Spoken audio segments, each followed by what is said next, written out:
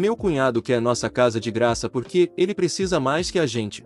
5 anos atrás meu marido e eu compramos uma casa. Estivemos economizando durante anos para a entrada e as estrelas devem ter se alinhado para conseguirmos isso. Tudo deu certo perfeitamente. A casa precisava de muitos reparos, mas tinha um terreno e nós ficamos felizes com isso. Acontece que o cunhado também havia olhado a casa quando ela estava à venda. Eles decidiram que era muito trabalho para reformar e que não valia a pena. Eles queriam grandes melhorias também, enquanto meu marido e eu somos pessoas muito simples. Não precisamos de bancadas de granito, uma banheira de hidromassagem ou piso de madeira em toda a parte. Nos encontramos recentemente com a família, e o cunhado estava falando sobre como o condomínio deles ficou apertado agora que tem 2 filhos. O cunhado decidiu que este era o momento para nos dizer que deveríamos trocar de casas. Não estou brincando. O cunhado começou a argumentar que somos apenas 2 pessoas e que a família deles está crescendo e poderia usar o espaço. Literalmente sugeriu que deveríamos dar a nossa casa para ele e comprar a casa deles. Eu ri. Eu sabia que ele estava falando sério, mas não pude deixar de rir. Nunca em minha vida imaginei que alguém pudesse ser tão infame a ponto de exigir que alguém desista de sua casa em benefício de outra família. Eu perguntei para ele: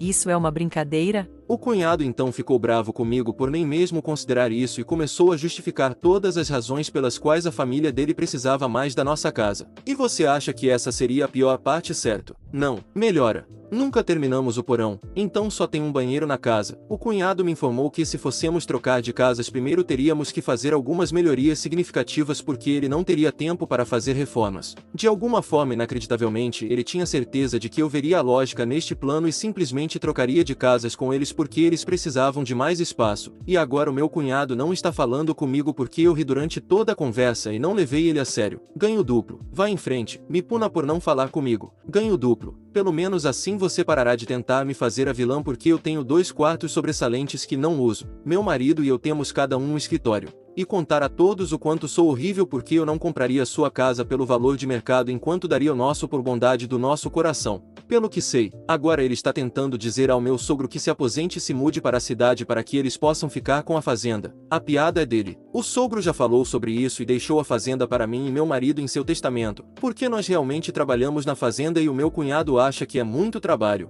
Eu sempre achei que a internet exagerava que pessoas assim existem. Eu pensei que situações assim não poderiam ser reais. O que essas pessoas estão pensando? Próximo relato. Minha irmã folgada quer que eu abrigue minha sobrinha de graça durante a universidade.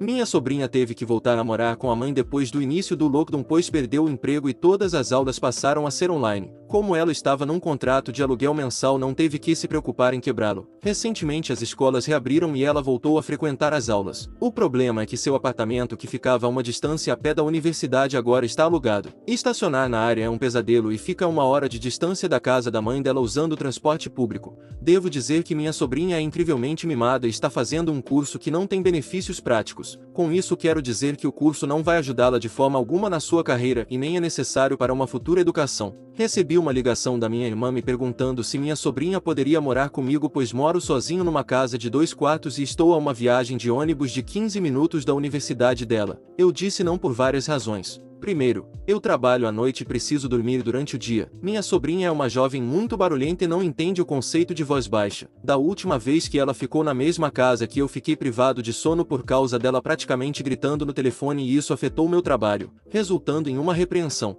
Segundo, minha sobrinha também é muito desorganizada. Eu ajudei com a mudança e a lembrança me faz estremecer. Alguns dos pratos sujos na pia tiveram que ser jogados fora porque estavam além da limpeza. Ela tentou apenas sentar em coisas aleatórias e mandar mensagens para os amigos e navegar no TikTok. Tive que pegar o telefone dela e trancá-lo no porta-luvas do caminhão que alugamos para fazer com que ela se movesse para ajudar. Minha irmã ainda me chama de bruxa por isso. Terceiro, apesar de ter uma casa de 2 quartos, o segundo quarto é o meu escritório. Tenho estado no processo de fazer colares de fio para vender online para obter uma renda extra e preciso da área como espaço de trabalho. É também a minha biblioteca. Por falta de uma palavra melhor, mantenho minha coleção de romances em estantes lá e uma poltrona antiga e confortável para ler. Quarto, minha sobrinha é alérgica a gatos e eu tenho 3. Minha irmã parece achar que posso mantê-los todos no meu quarto ou trancados no porão durante o ano letivo. Acho isso um absurdo.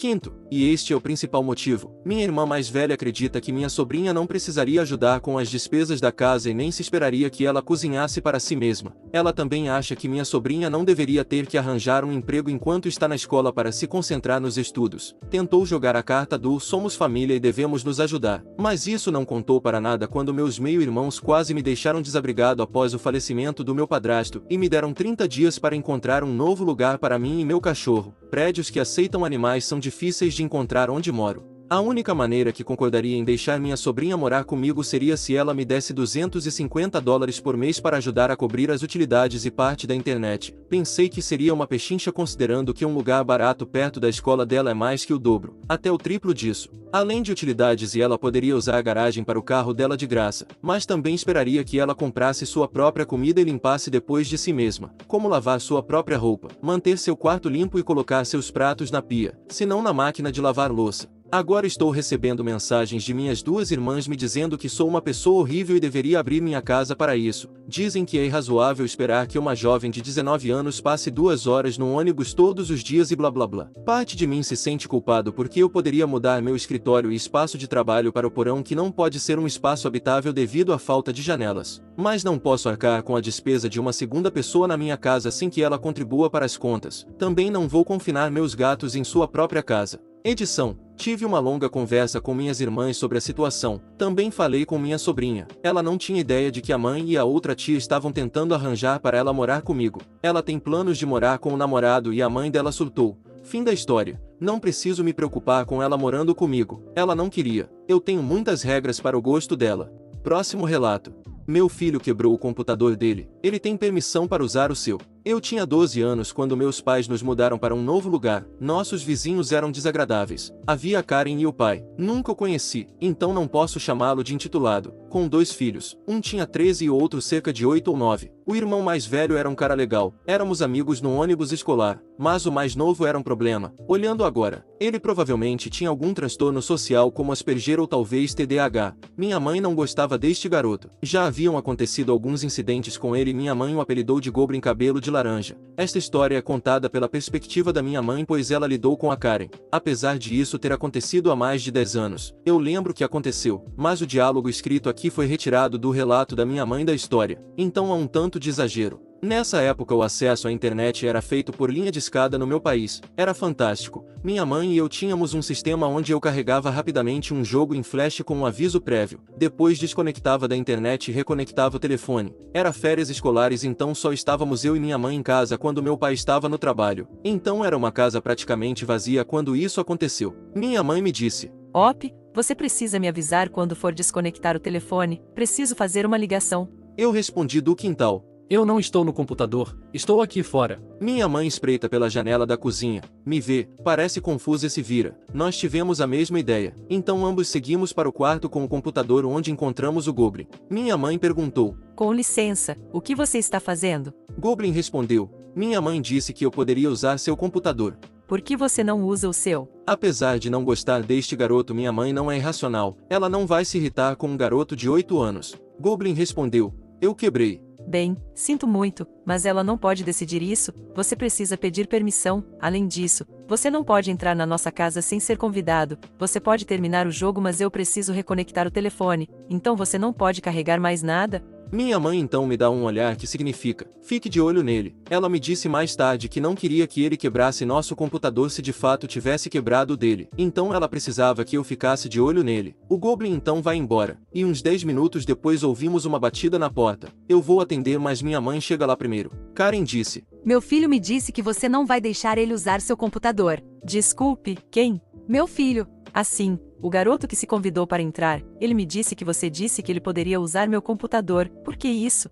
O dele estava quebrado e eu precisava entretê-lo. E isso o torna correto? Eu não teria me importado em deixá-lo usar se você tivesse discutido isso comigo primeiro.